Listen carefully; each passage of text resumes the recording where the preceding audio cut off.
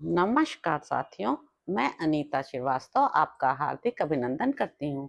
श्रीमद् वाल्मीकि रामायण में आज का प्रसंग है इंद्रजित के बाणों से श्री राम और लक्ष्मण का अचेत होना और वानरों का शोक करना। तदंतर अत्यंत बलशाली प्रतापी राजकुमार श्री राम ने इंद्रजित का पता लगाने के लिए 10 वानर युद्धपतियों को आज्ञा दी। उनमें से 2 तो सुषेण के पुत्र थे। शेष 8 वानर राज नील वायुपुत्र अंगद, वेगशाली वानर शरभ, द्विविद, हनुमान, महाबली सानुप्रस्थ, ऋषभ तथा ऋषभ स्कंद थे। शत्रुओं को संताप देने वाले इन 10 को उसका अनुसंधान करने के लिए आज्ञा दी। तब वे सभी वानर भयंकर वृक्ष उठाकर 10 दिशाओं में खोजते हुए बड़े हर्ष के साथ आकाश मार्ग से चले। किंतु अस्त्रों के ज्ञाता रावण कुमार इंद्रजित ने अत्यंत वेगशाली बाणों की वर्षा करके अपने उत्तम अस्त्रों द्वारा उन वेगवान वानरों के वेग को रोक दिया।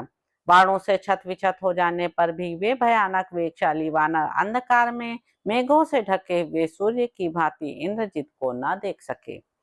तत्पश्चात युद्ध विजयी रावण पुत्र इंद्रजित फिर श्री राम और लक्ष्मण पर ही उनके संपूर्ण अंगों को विदीर्ण करने वाले बाणों की बारंबार वर्षा करने लगा। कुपित हुए इंद्रजित ने उन दोनों वीर श्री राम और लक्ष्मण को बाण रूपधारी सर्पों द्वारा इस तरह बींधा कि उनके शरीर में थोड़ा सा भी ऐसा स्थान नहीं रह गया जहां बाण न लगे हों। उन दोनों के अंगों में जो घाव हो गए थे उनके मार्ग से बहुत रक्त बहने लगा। उस समय वे दोनों भाई खिले हुए 2 पलाश वृक्षों के समान प्रकाशित हो रहे थे।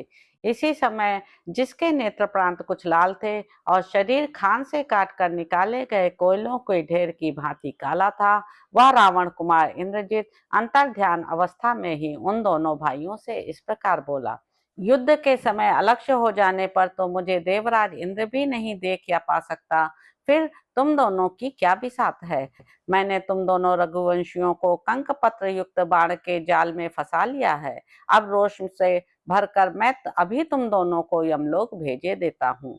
ऐसा कहकर वह धर्म के ज्ञाता दोनों भाई श्री राम और लक्ष्मण को पैने बाणों से बींधने लगा और हर्ष का अनुभव करते हुए जोर जोर से गर्जना करने लगा। कटे छटे कोयले की राशि के समान काला इंद्रजित फिर अपने विशाल धनुष को फैलाकर उस महासमर में घोर बाणों की वर्षा करने लगा। मर्म स्थल को जानने वाला वह वीर श्री राम और लक्ष्मण के मर्म स्थानों में अपने पैने बाणों को डुबोता हुआ बारंबार गर्जना करने लगा। युद्ध के मुहाने पर बाण के बंधन से बंधे हुए वे दोनों बंधु पलक मारते मारते ऐसी दशा को पहुंच गए कि उनमें आंख उठाकर देखने की भी शक्ति नहीं रह गई थी। इस प्रकार उनके सारे अंग बिंध गए थे, बाणों से व्याप्त हो गए थे। वे रस्सी से मुक्त हुए देवराज इंद्र के 2 ध्वजों के समान कंपित होने लगे। वे महान धनुर्धर वीर भूपाल मर्म स्थल के भेदन से विचलित एवं कृशकाय हो पृथ्वी पर गिर पड़े। युद्ध भूमि में वीर शैया पर सोए हुए वे दोनों वीर रक्त से नहा उठे। उनके सारे अंगों में बाण रूपी नाग निपटे हुए थे तथा वे अत्यंत पीड़ित एवं व्यथित हो रहे थे। उनके शरीर में एक अंगुल भी जगह ऐसी नहीं थी जो बाणों से बिंधी ना हो तथा हाथों के अग्रभाग तक कोई भी अंग ऐसा नहीं था जो बाणों से विदीर्ण अथवा क्षुब्ध ना हुआ हो। जैसे झरने जल गिराते हैं उसी प्रकार वे दोनों भाई इच्छानुसार रूप धारण करने वाले उस क्रूर राक्षस के बाणों से घायल हो तीव्र वेग से रक्त की धारा बहा रहे थे। जिसने पूर्व काल में इंद्र को परास्त किया था, उस इंद्रजित के क्रोध पूर्वक चलाए हुए बाणों द्वारा मर्म स्थल में आहत होने के कारण पहले श्री राम ही धाराशाही हुए। इंद्रजित ने उन्हें सोने के पंख, स्वच्छ अग्रभाग और धूल के समान गति वाले शीघ्रगामी नाराज, अर्धनाराज, भल्ल, अंजलिक, वत्सदंत, सिंह दृष्ट और छुर जाति के बाणों द्वारा घायल कर दिया था। जिसकी प्रत्यंचा चढ़ी हुई थी किंतु मुट्ठी का बंधन ढीला पड़ गया था, जो दोनों पार्श्व भाग और मध्य भाग तीनों स्थानों में झुका हुआ तथा सुवर्ण से भूषित था। उस धनुष को त्याग कर भगवान श्री राम वीर सैया पर सोए हुए थे। फेंका हुआ बाण जितनी दूरी पर गिरता है, अपने से उतनी ही दूरी पर धरती पर पड़े हुए पुरुष प्रवर श्री राम को देखकर लक्ष्मण वहां अपने जीवन से निराश हो गए।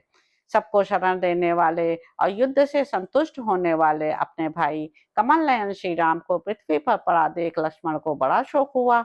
उन्हें उस अवस्था में देखकर वानरों को भी बड़ा संताप हुआ। वे शोक से आतुर हो नेत्रों में आंसू भरकर घोर आर्तनाद करने लगे।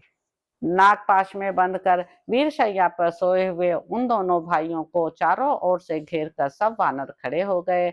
वहां आए हुए हनुमान आदि मुख्य मुख्य वानर व्यथित हो बड़े विषाद में पड़ गए।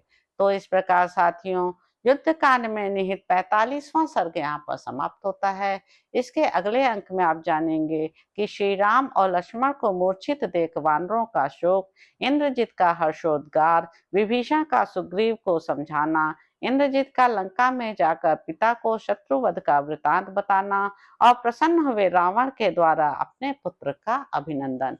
तो अब आपसे अगले अंक में मुलाकात होगी। मेरे YouTube चैनल संवाद विद अनीता को लाइक करें, शेयर करें, सब्सक्राइब करें। धन्यवाद साथियों।